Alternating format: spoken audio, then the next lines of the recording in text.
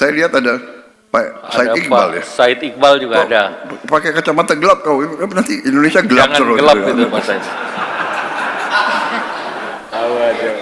Permendak nomor 8 tahun 2003 udah disuarakan oleh banyak pihak tapi nggak dicabut-cabut. Ada apa? Pada waktu Bapak bahkan langsung menelpon Pak Zulkifli Hasan. Sampai hari ini pun nggak dicabut, Pak. Mohon. Sekarang saya minta ya, Permendak nomor 8 masalahnya apa? Segera lapor ke saya ya. Habis ini. Kalau itu tidak menguntungkan kita secara bangsa, ya sudah cabut aja deh, ya. Di sini ada Menseknek ada di sini. Menseknek coba segera ya. Kalau perlu besok sudah saya tanda tangan. Bentuk Satgas PHK segera. Satgas PHK cari posko yang bagus. Kita petakan semua di mana ada peluang lapangan kerja, di mana ada PHK, kita bisa segera link and match dan pemerintah akan bantu. Saya tidak mau jadi pemimpin ya kan, di mana tidak mampu membantu dan melindungi orang yang paling lemah. Kalau yang kuat nggak usah dibantu lah, ya kan? Orang kuat kayak Pak Luhut ya nggak usah dibantu orang kuat. Beliau, Pak Dadan saya heran juga. Untung saya pilih Anda jadi kepala BGN. Ya kan? Anda profesor ya? Oh belum. Doktor tapi apa? IPB, orang IPB hebat-hebat rupanya nih. Gubernur BI katanya IPB juga ya? Oh UGM. Ya nggak apa-apa. Saudara, saya mau nguji ketabahan saudara. Padahal saya ini mantan guru juga. Saya tahu kalau udah audiens resah, ya kan? Bisa lihat dari mukanya. Kalau ada yang angkat tangan, temannya sebelah, apalagi kau nanya lagi. Iya kan? Benar kan? Benar nggak? Benar nggak profesor ya? Rektor, iya kan? Benar nggak? Sudah lagi apa lagi? Ini jangan-jangan presiden minum kopi terus gitu ya. Saya sudah lama jadi orang Indonesia. Baik, saya kira gimana? Cukup, nanti masih ada yang nggak puas itu nanti. Dari mana? Silakan. Apa dari buruh? Siapa yang mau? Silakan. Tadi buruh Pak Ristadi, kemudian tadi ada dari pertanian Pak. Saya lihat ada Pak Said Iqbal ya. Said Iqbal juga ada. Pakai kacamata gelap kau, nanti Indonesia gelap Jangan terus. gelap itu Mas Said.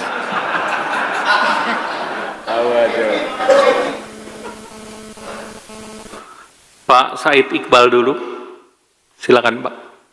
Kemudian Pak Ristadi dan terakhir Pak Wijayanto. Di mic Pak. Terima kasih Pak Presiden dan jajaran Menteri.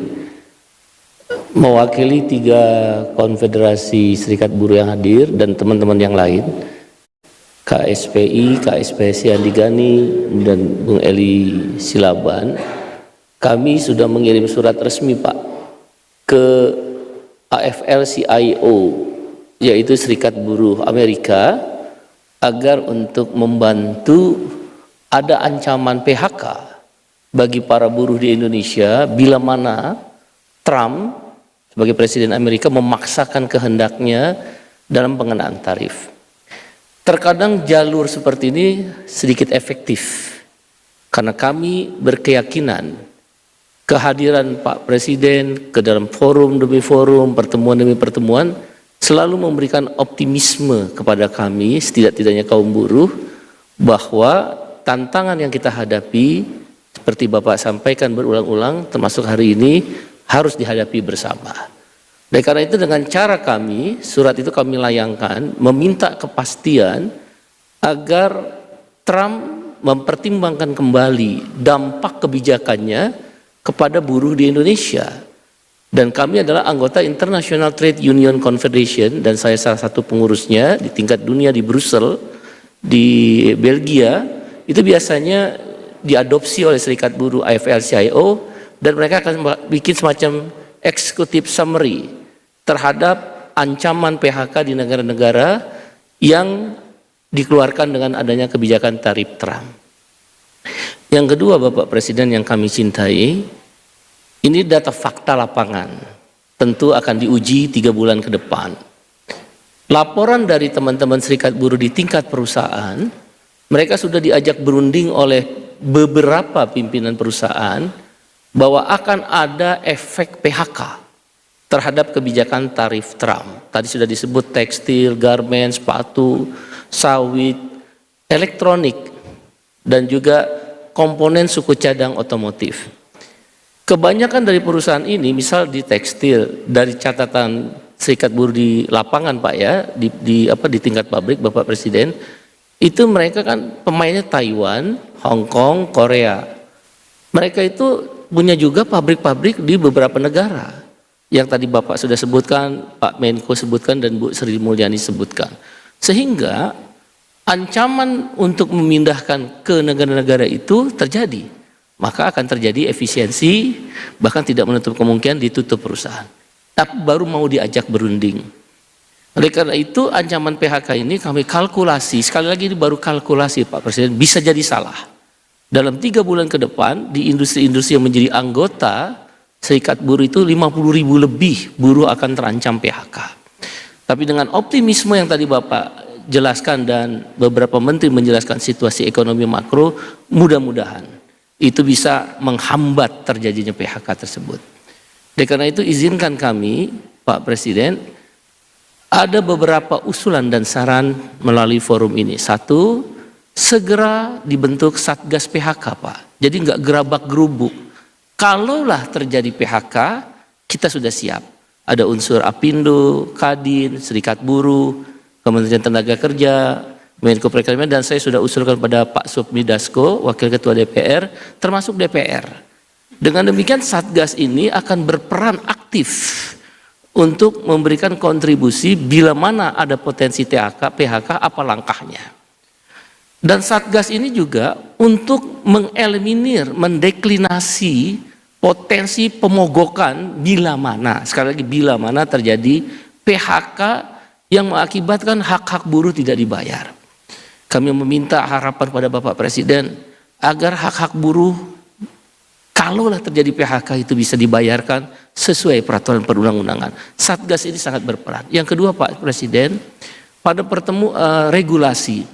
Pada pertemuan upah minimum kami menghadap Bapak pada waktu di istana, saya sudah sampaikan langsung pada Bapak Presiden mewakili kawan buruh, regulasi itu yang akan membebani para pengusaha dan buruh terjadinya PHK di perusahaan adalah Permendak nomor 8 tahun 2024 atau 2023, saya lupa itu tentang impor itu Pak. Karena ketika nanti Cina pasarnya agak tersendat di Amerika, dia akan larikan kan impor ke negara-negara lain, khususnya termasuk Indonesia. Permendak nomor 8 tahun 2003 udah disuarakan oleh banyak pihak tapi nggak dicabut-cabut.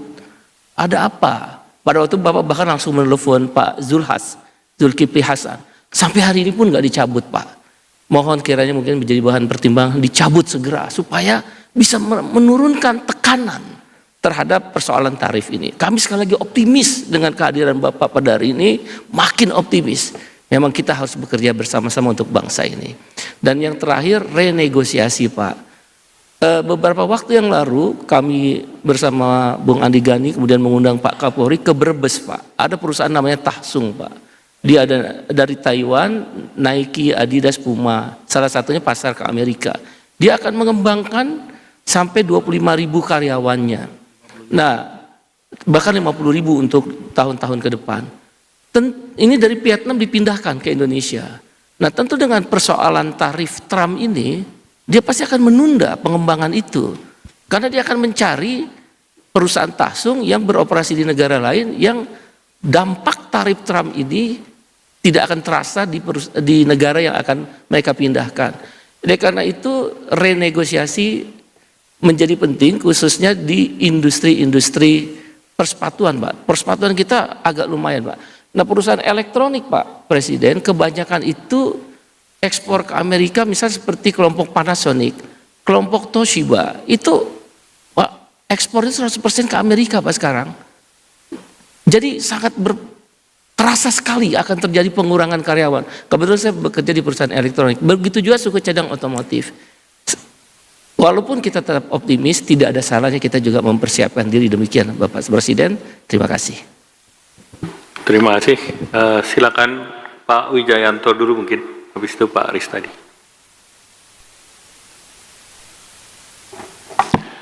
Terima kasih banyak Pak Erlangga, Pak Prabowo yang terhormat dan dicintai Allah.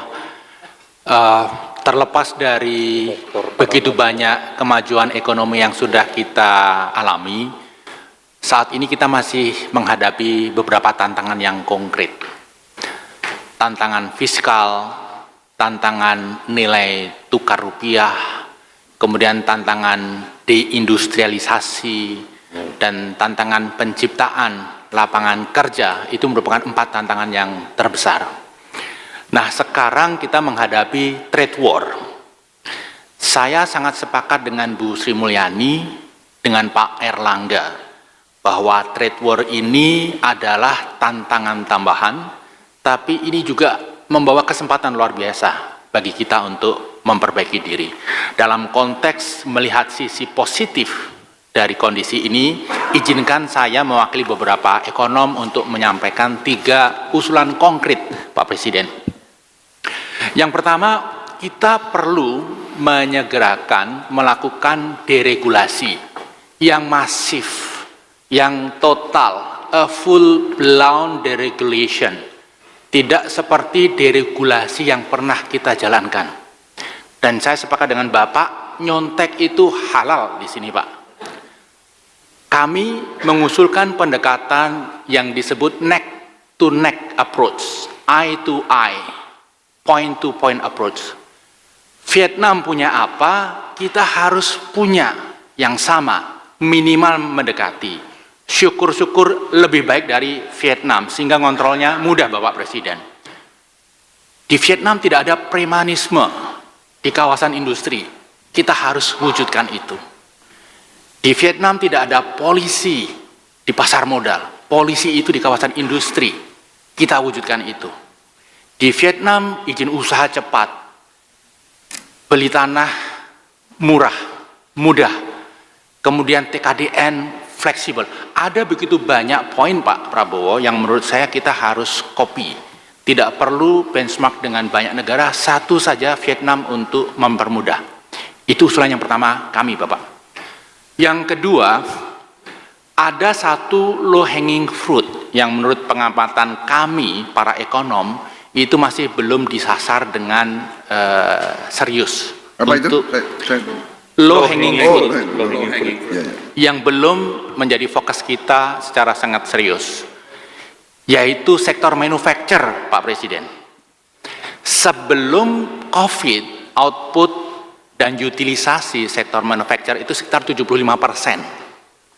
Karena COVID kemudian turun ke 50%, Bapak. Nah, sekarang baru di kisaran 60%. Kalau ini kita dorong saja, tidak perlu investasi luar biasa, kembali ke 7,5%, ini ekonomi outputnya bisa terdongkrak hampir 3%, Bapak. Kalau bisa kita dorong ke 9%, output akan terdongkrak hingga 5%. Ini belum memasukkan multiplier efek. Nah, dalam konteks ini izin Bapak Presiden, kita akan segera punya Koperasi Merah Putih. Kita sudah punya sejak lama pengusaha merah putih, Pak. Yang kendati kondisi sulit, kondisi berat, tetap stay di Indonesia. Tidak pindah, tidak pergi. Nah, kenapa tidak? Mereka kita kasih karpet merah, kita kasih insentif supaya tidak pergi, dengan target output kembali ke 75%. Syukur-syukur bisa 90%. Usulan konkret yang ketiga, Bapak, ini terkait dengan approach terhadap pemerintah Amerika Serikat. Beberapa ekonom itu mencermati betul secara detail speech Presiden Trump dari mulai kampanye hingga akhir-akhir ini. Ada 2 karakteristik yang sangat menonjol, Bapak, yang tadi oleh Pak Luhut sudah disinggung. Yang pertama, suka top down, Yang kedua, sangat membenci pendekatan multilateral. Karena kalau rame-rame datang, dia nggak bisa bully, Pak. Jadi inginnya bilateral. Nah, dalam konteks ini, Bapak, kenapa tidak kami mengusulkan, kalau Bapak berkenan, itu Bapak make a phone call dengan Presiden Trump. Ini nanti insya Allah Bapak kami yakin akan membantu para menteri yang Bapak utus, Bapak tugaskan untuk negosiasi dengan counterpart di Amerika. Karena gaya Presiden Trump yang top down. Kemudian yang kedua tentang pendekatan multilateral, kami juga Boleh dipersingkat Pak? Ya, Boleh dipersingkat. mempunyai analisis, ASEAN itu sangat diverse, ada yang kena tarif 10%, ada yang 49%, menyatukan interest mereka tidak gampang, sehingga kami mengusulkan idealnya kita menggunakan jalur mandiri, Pak. Supaya juga menghindari ketidaksukaan Presiden Trump dengan pendekatan kita. Itu Bapak, 3 usulan konkret kami. Terima kasih sebelumnya. Terima kasih. Terakhir ya, Pak Ristadi, 2 menit. Baik, terima kasih. Assalamualaikum warahmatullahi wabarakatuh. Bapak Presiden, Bapak Ibu sekalian, hadirin yang saya hormati, saya Ristadi dari KSPN.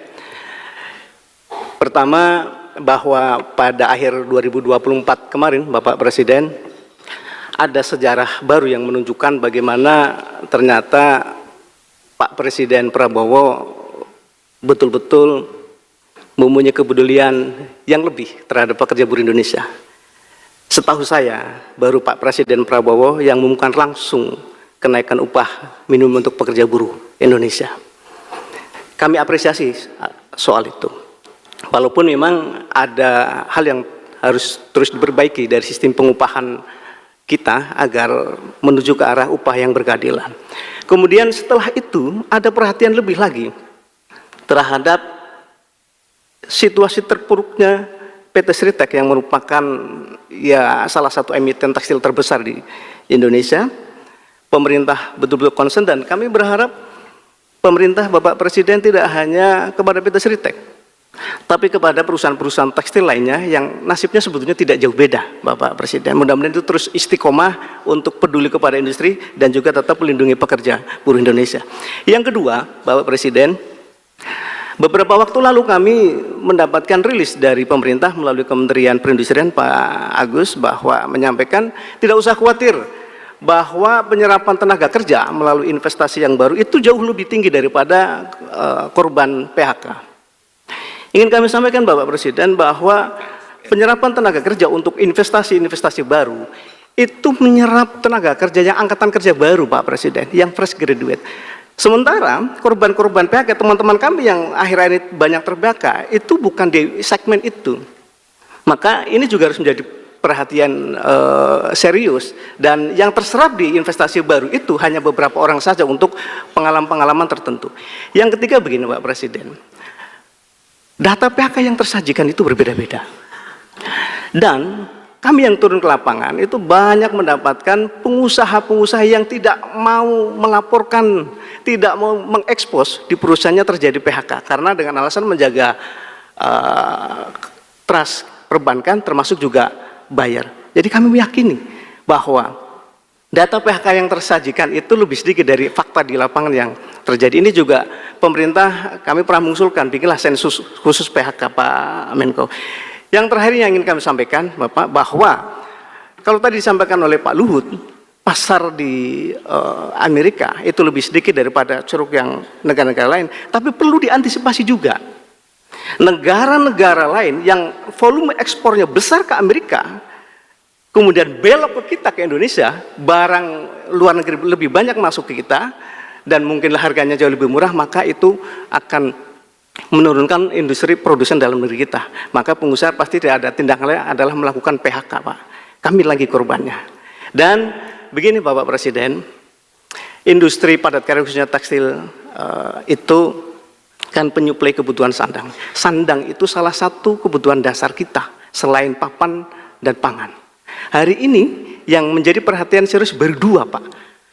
Papan perumahan ada Menteri Perumahan, pangan juga ada di Badan Pangan. Tapi untuk sandang belum ada. Maka oleh karena itu ini usulan konkret. Pertama, bentuk badan atau kementerian khusus untuk menangani tata kelola industri sandang nasional kita.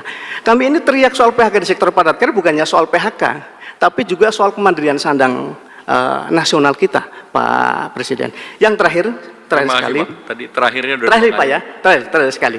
Ini hanya mengulang saja, perketat pengawasan importasi kita, Pak. Ini sebenarnya sudah tahu semuanya, tapi eksekusinya yang kemudian belum masuk. Terima kasih. Assalamualaikum warahmatullahi wabarakatuh. Baik, tadi ya 5 ya. Saya kira terima kasih masukan-masukan itu dari KTNA, dari HKTI ya. Saya kira kita terus akan menjaga faktor pangan, karena pangan itu dasar dari semua ya. Kalau situasi sangat buruk, asal pangan bagus, kita kuat. Jadi itu masalahnya. Kemudian penyampaian saya kira dari, saya mungkin tidak berurut tapi semua ada di catatan saya, dari Pak Rektor ya, Pak Wijayanto ya. Terima kasih masukan-masukannya, saya kira sangat baik. Memang deregulasi itu saya bertekad untuk terus memangkas, menghilangkan sistem perizinan yang berbelit-belit, yang terlalu banyak, ya kan? Ini menjadi mission ya, dari mission kita harus laksanakan. Saya kira ini sudah benar sekali. Saya tertarik yang Anda mengatakan apa itu, neck to neck atau eye to eye. Saya kira terima kasih masukannya, itu luar biasa. Saya sudah, sebelum Bapak bicara, saya sudah kasih instruksi ya, TKDN sudahlah ya, niatnya baik ya kan, nasionalisme. Saya, kalau saudara mungkin sudah kenal saya lama ya, mungkin ya, dari saya ini mungkin paling nasionalis ya saya, pokoknya kalau istilahnya dulu, kalau mungkin jantung saya dibuka yang keluar merah putih mungkin, tapi kita harus realistis, iya kan? TKDN dipaksakan, ini akhirnya kita kalah kompetitif. Saya sangat setuju. TKDN fleksibel sajalah, mungkin diganti dengan insentif, ya, ya. Tolong ya, para pembantu saya, menteri saya semua ya, udahlah ya, realistis. Tolong dirubah itu, TKDN dibikin yang realistis saja. Ya. Masalah kemampuan dalam negeri, konten dalam negeri itu adalah masalah luas, itu masalah pendidikan, iptek, ya kan, science. Jadi itu masalah, nggak bisa kita dengan cara bikin regulasi, iptek naik, TKDN naik. Saya sangat setuju. Kemudian masalah manufacturing, low hanging fruit, terima kasih. Terima kasih Pak Rektor. Jadi sudah ya. Kemudian masalah buruh. Terima kasih saran-saran Pak Iqbal. Saya kira saran Anda itu sangat baik. Sekarang saya minta ya, Permendag nomor 8 masalahnya apa? Segera lapor ke saya ya. Habis ini. Kalau itu tidak menguntungkan kita secara bangsa, ya sudah cabut aja deh ya. Di sini ada Menseknek, ada di sini. Menseknek coba segera ya. Kalau perlu besok sudah saya tanda tangan. Tapi enggak, saya berangkat ke luar negeri nanti begitu saya kembali ya. Saudara-saudara, masuk bagian deregulasi. Deregulasi ya. Deregulasi ya. Tapi saya terima kasih Pak Said Iqbal. Terima kasih inisiatif Anda lobby ke internasional AFL-CIO. Terima kasih. Tapi yang lebih saya tertarik usulnya si Pak Said ini ya, adalah Satgas PHK. Ini suatu usul yang sangat baik ya, saya terima kasih. Jadi ternyata manfaat kita berjam-jam di sini ada manfaatnya ya. Benar nggak? Ya. Iya kan? Jadi saya percaya, kalau gini, Waduh, ini banyak media ya. Gak enak nih kalau aku terlalu terbuka nanti direkam terus ya. Ini live. Live ya? Waduh, repot. Tapi udahlah. Udah ya, kita transparan aja ya. Enggak, saya mau mengakui bahwa saya memang waktu jadi siswa, ya saya ini ya nggak terlalu hebat lah sebagai siswa, ya. Dan sekarang pun saya merasa saya ini tidak terlalu pinter. Tapi kiatnya seorang pemimpin, kuncinya adalah kumpulkan banyak orang pinter. Nah, ya kan? Jadi kalau Anda perhatikan pembantu saya banyak yang botak ini sebabnya. Pinter. Pakai orang pinter, pakai profesor, dengarkan dari manapun. Nah, ini saya terima kasih. Jadi berjam-jam kita di sini, bagi saya sangat beruntung. Saya sangat terima kasih. Salah satu idenya Pak Said Iqbal, aku akuilah, benar-benar ini sesuatu yang bagi saya sangat penting. Saya kira bentuk Satgas PHK segera, libatkan pemerintah, libatkan serikat buruh, libatkan dunia akademi, ya, libatkan rektor-rektor, libatkan BPJS dan sebagainya. Satu Satgas kita antisipasi. Tapi saya ingin yakinkan ya kepada seluruh unsur serikat buruh, saya sangat yakin, saya sangat berkeyakinan, percaya saya dengan Pancasila dan Undang-Undang Dasar 45. Negara kita harus dikelola sebagai suatu keluarga. Jadi kalau ada buruh yang terlantar, itu harus kita bela, harus kita urus dengan sebaik-baiknya. Dan pemerintah kita sudah memikirkan, pemerintah sebelum saya juga sudah memikirkan. Kita punya BPJS tenaga kerja yang sekarang bisa memberi bantuan yang tadinya hanya 3 bulan, 6 bulan. sekarang 6 bulan. Iya kan? Di RUT ada di sini BPJS. Iya kan? Jadi kalau memang terlantar, kita akan lindungi, kita akan bantu. Dan saudara-saudara, tidak boleh terlalu risau. Khawatir perlu. Ya kalau orang tidak khawatir, mungkin orangnya itu nggak normal, ya kan? Benar nggak? Jadi kita waspada perlu. Tapi saya ingatkan kita punya kekuatan, saudara-saudara.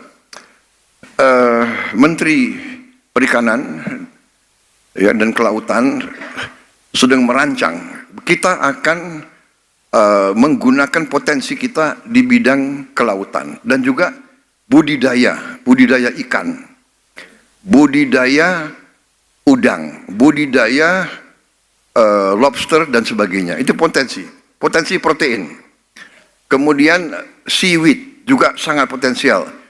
Dunia butuh protein. Kita punya potensi yang sangat besar. Kita punya pantai salah satu terpanjang di dunia. Kita punya pulau-pulau banyak dan pulau-pulau besar. Kita rencananya segera akan kita mulai tahun ini di pantai utara Jawa, saya ulangi, 20.000 hektar tambak ikan. 1 hektar akan menyerap 2-3 pekerja. 20.000 artinya minimal 40.000 orang bekerja. Itu hanya 20.000 hektar. Rencana kita sampai dengan 40.000 hektar. Kita akan mulai dalam waktu dekat segera. 40.000 hektar. Itu di pantai utara Jawa. Di luar Jawa segera akan dibuka di Waingapu, di NTT Waingapu 2.000 hektar. Ya, sudah siap semua, finance semua siap dan sebagainya. Dari mana-mana sudah diupayakan oleh Menteri KKP. Saya kira Menteri Keuangan juga segera akan keluarkan sudah ya. Oh, terima kasih Menteri Keuangan. Jadi sudah siap ya Waingapu. Jadi saudara-saudara, kita akan buka lapangan kerja baru. Nanti masalah PHK ini, saya sangat tertarik dengan usul Satgas PHK. Satgas PHK cari posko yang bagus, kita petakan semua, di mana ada peluang lapangan kerja, di mana ada PHK, kita bisa segera link and match dan pemerintah akan bantu. Saudara-saudara. Menteri Pertanian juga merencanakan kita akan melakukan investasi besar-besaran di bidang pertanian yang kita hitung nanti bisa menyerap 8 juta lapangan kerja. Ya, jadi itu yang saya sampaikan. Nah, tapi kalau saudara, ya tolong sampaikan ya Pak Said Iqbal sama Mas Riz tadi ya. Kalau umpamanya ya, kita tidak harapkan, tapi kalau memang benar ada perusahaan yang PHK yang ada di Jawa, ya kita tawarkan yang PHK. Saya bisa salurkan Anda bekerja, tapi mungkin di Kalimantan, atau di Halmahera, atau di Waingapu, atau di Merauke, atau ya dari situ. Oh nggak mau, saya hanya mau di Brebes. Ya nggak bisa dong, begitu ya kan? Karena saya lahir di Tegal, kalau bisa saya kerjanya di Tegal saja. Kalau bisa di kecamatan ini, ini, iya kan? Sekarang percaya, saya lihat daerah-daerah sekarang sudah banyak maju, benar nggak? Merauke bagus jalan-jalannya, sekarang sudah ada wifi di mana-mana, ya. Jadi kita kalau asal demikian ya, kita akan buka lapangan kerja yang cukup besar. Tinggal, tapi benar, kita perlu Satgas terintegrasi semua pihak sehingga informasi cepat gitu loh. Begitu ada PHK di satu tempat, apa langkahnya? Saya terima kasih. Begitu cerita masalah, kita atasi, kita pelajari bagaimana, iya kan? Manajemen yang nggak beres cepat ganti, tapi kita selamatkan. Yang penting bagi saya, karyawan, buruh itu anak bangsa, harus kita lindungi, harus kita jaga. Ini bagi saya ini bukan apa-apa, ini kehormatan saya. Kehormatan saya. Saya tidak mau jadi pemimpin ya kan di mana tidak mampu membantu dan melindungi orang yang paling lemah. Kalau yang kuat nggak usah dibantulah, ya kan? Orang kuat kayak Pak Luhut ya nggak usah dibantu orang kuat. Beliau dikirim kemana aja tahan banting. Tapi yang jadi saudara-saudara ini, jadi saya satu hal yang saya dapat hari ini antara lain Satgas PHK. Tolong Menko, ya. Ada Menteri Tenaga Kerja di sini, ya. Tolong ya. Dan tadi kenapa saya minta Menteri Sosial juga tampil? Untuk yakinkan saudara, kita ini sudah benar-benar kalau kita buka sekarang mungkin di seluruh Indonesia, di seluruh dunia, we are the real welfare state. Kita salah satu welfare state yang mungkin paling kuat di dunia. Saudara-saudara saya minta tolong kasih tahu saya contoh di mana ibu hamil diantar makanan tiap hari ke rumahnya. Ada nggak? Coba di Eropa ada nggak? Nggak ada. Ibu hamil diantar makanan tiap hari, dan kalau Sabtu Minggu dia diantar bahannya ya. Ini luar biasa ini. Pak Dadan saya heran juga. Untung saya pilih Anda jadi kepala BGN. Ya. Anda profesor ya? Oh belum. Doktor tapi apa? IPB, orang IPB hebat-hebat rupanya nih. Gubernur BI katanya IPB juga ya? Oh UGM. Ya nggak apa-apa. Saudara-saudara, ya jadi Satgas PHK sesuatu, kemudian tolong sampaikan, saya terima kasih. Bagi saya industri pertekstilan itu harus kita selamatkan dan kita jaga, ya kan? Kalau makanya informasi sangat penting. Laporkan kalau ada yang goyah, karena gini, ternyata ada perkembangan dunia. Sekarang tekstil, ya pabrik tekstil yang modern, oke, dia bisa bikin garment, bisa bikin tekstil ya, tapi ada namanya tekstil baru. Bisa juga bikin jaring penangkap ikan. Nah, ini potensi luar biasa, ya kan? Dan ini nilainya tinggi. Karena penangkap ikan itu mungkin tiap 2-3 bulan harus ganti. Karena dia di laut nangkep sekian ton tiap hari. Jadi jaring penangkap ikan potensi. Kemudian tenda, sekarang bencana alam di seluruh dunia, tenda sangat penting, ya kan? Tentara butuh tenda, tentara butuh macam-macam tekstil. Jadi ini harus kita perhatikan, tapi tentunya di sini peran daripada badan terintegrasi dari semua stakeholder supaya informasi cepat. Ya, teknologi kita dengar di mana?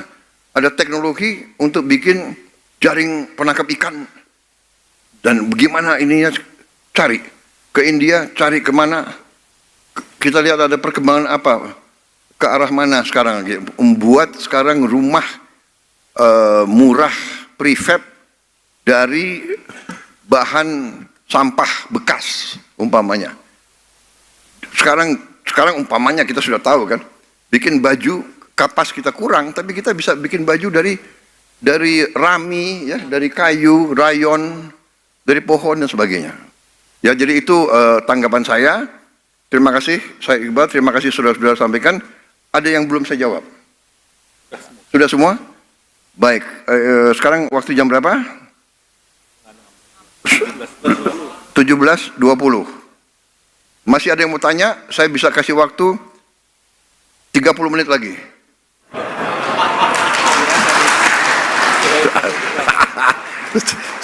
Saya mau nguji ketabahan saudara. Padahal saya ini mantan guru juga. Saya tahu kalau udah audiens resah, ya kan, bisa lihat dari mukanya.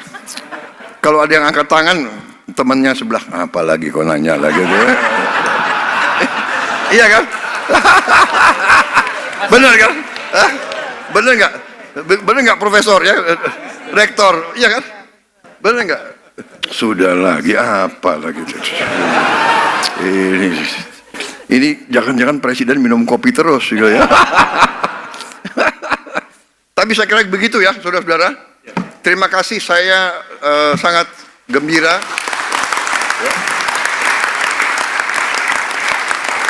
Ya, jangan keliru. Kita mungkin akan menghadapi masa yang sulit. Tapi kita pernah mengalami masa yang lebih sulit lagi. COVID itu menakutkan. Kita keluar rumah aja takut, ya kan? Nggak berani ketemu orang, tapi kita mampu mengatasi. Karena kita bersatu. Jadi Indonesia Incorporated, pengusaha, buruh, pemerintah, akademisi, guru, dokter, kita sama. We are in it together. Kita satu keluarga besar, kita akan atasi bersama. Saudara-saudara, yang kuat, gunakan kekuatan. Kuat tenaga, kuat uang, kuat ilmu, kuat ide, kuat pakai bersama. Ya. Saya nggak menduga kok Said Iqbal bisa kasih gagasan yang hebat. Kok biasanya di atas truk komando teriak-teriak gitu. Aduh. Mungkin karena udaranya dingin. Udaranya dingin. Tapi terima kasih. Berarti apa? Anda ikut bertanggung jawab, ya kan? Kita akan atasi bersama. Terima kasih. Selamat berjuang sampai kita jumpa kembali. Wassalamualaikum warahmatullahi wabarakatuh. Terima kasih. Ya. Terima kasih. Ya.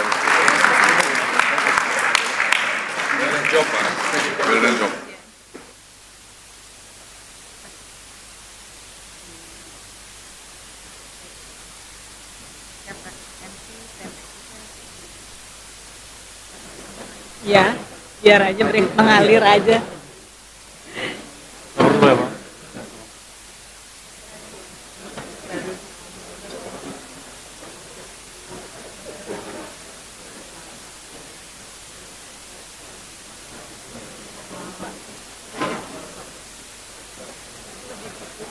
Ya.